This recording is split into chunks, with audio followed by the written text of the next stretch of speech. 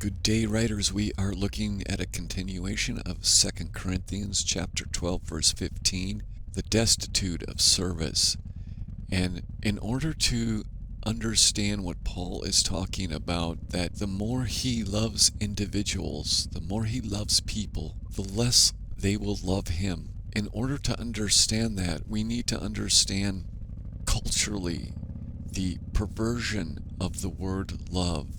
And I don't think we've completely perverted it. I think we get glimpses of it in relationships, parent-child, that sort of thing.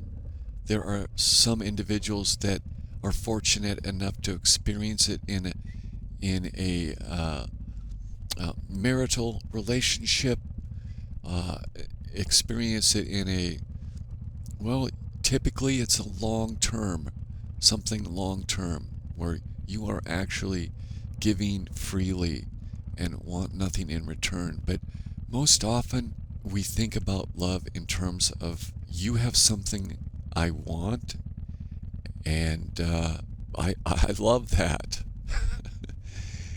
Whether it's accolades or affection, it's more in the sense of a commodity that we use the word love.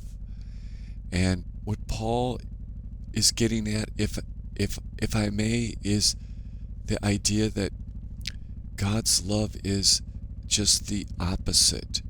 It is that there is an infinite resource, and once you receive God's love, you realize that it's not about an exchange. It's about being. And in that being, all things are yours, because you do not have want.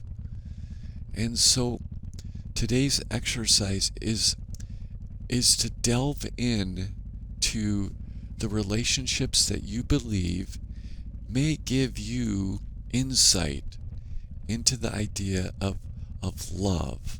Who do you love, and why do you love them, and what does that love do?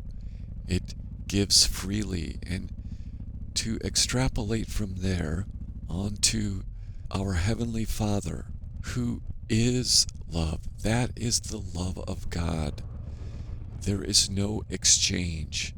There is just an all-encompassing embrace. And I don't want to get too negative about our inability, but when Paul is saying that he will be loved less the more he loves, I think his hope is that those he is imparting God's love onto are in and of themselves receiving God's love, so that he, Paul, is not receiving a worldly love, but he is getting a true love back from God, not a worldly love, so that individuals are no longer looking at Paul saying, "What can you give me, Paul?"